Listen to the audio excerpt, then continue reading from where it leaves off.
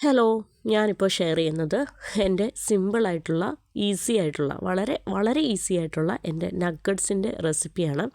ഞാൻ nuggets time കിട്ടുമ്പോഴത്തേനും ഇങ്ങനെ കൂടുതലായിട്ട് ഉണ്ടാക്കി വയ്ക്കാറുണ്ട്. പ്രിസർവേറ്റീവ്സും അതുപോലെ തന്നെ ടേസ്റ്റ് മേക്കേഴ്സും ഒന്നും ആഡ് ചെയ്യാത്ത നമ്മുടെ ഹോം മെയ്ഡ് നഗ്ഗറ്റ്സാണ് മക്കൾക്കാണേലും നമുക്കാണേലും ഏറ്റവും ബെറ്റർ. അപ്പോൾ എനിക്ക് ടൈം കിട്ടുമ്പോൾ ഞാൻ ഒരു മൂന്നാല് പീസ് ബോൺലെസ് ചിക്കൻ എടുത്തു. അത് ചെറിയ ചെറിയ പീസാക്കിയിട്ട് മിക്സിയുടെ ജാറിലേക്ക് ഇട്ടു. പിന്നെ ഒരു 2-3 സ്ലൈസ് ബ്രെഡ് എടുത്തു. പിന്നെ കുറച്ച് ഒറിഗാനോ, അത് ഓപ്ഷണലാണ്. പിന്നെ കുറച്ച് ചില്ലി പൗഡറും ആവശ്യത്തിന് ഉപ്പും കുറച്ച് ഗരം മസാല പൊടി, വളരെ കുറച്ച് ഗരം മസാല പൊടിയും പിന്നെ കുറച്ച് ഈ ജിഞ്ചർ ഗാർലിക് പേസ്റ്റും. അപ്പോൾ ഞാൻ ഇപ്പോൾ ചേർത്തിരിക്കുന്നത് റെഡിമെയ്ഡ് ജിഞ്ചർ ഗാർലിക് പേസ്റ്റാണ്.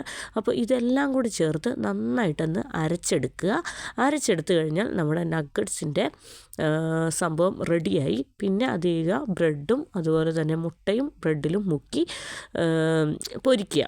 അപ്പോൾ അതാണ് എൻ്റെ ഈസി ടേസ്റ്റി ആയിട്ടുള്ള നഗ്ഗറ്റ്സിൻ്റെ റെസിപ്പി എന്ന് പറയുന്നത്.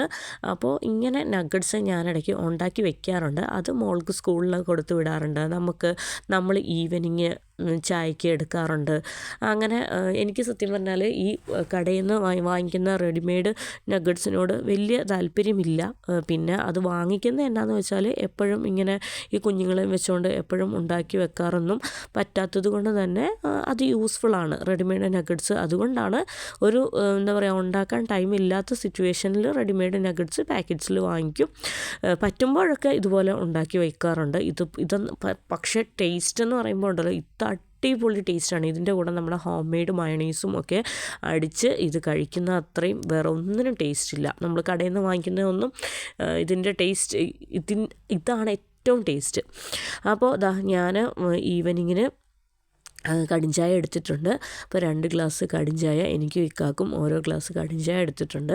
പിന്നെ നമ്മൾ ഇപ്പോൾ ഉണ്ടാക്കിയ നഗ്ഗറ്റ്സ് നല്ല അടിപൊളിയായിട്ട് പൊരിച്ചെടുത്തിട്ടുണ്ട്. വളരെ അടിപൊളി നഗ്ഗറ്റ്സ് ആണ് കേട്ടോ.